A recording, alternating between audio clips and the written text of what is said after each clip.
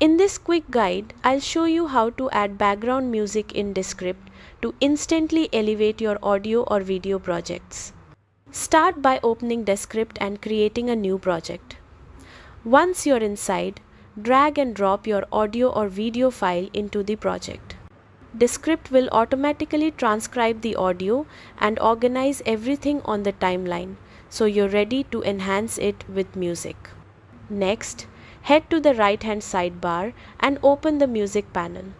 Here, you'll find Descript's built-in music library with plenty of background tracks to choose from. Preview a few options and pick one that matches the mood and tone of your content.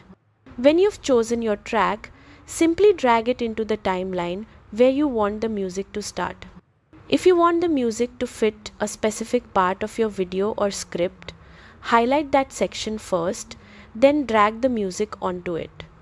Descript will automatically match the music length to that section for a clean, seamless result. You can adjust the placement and timing until it feels right, making sure the music enhances your content without overpowering your voice. And that's it.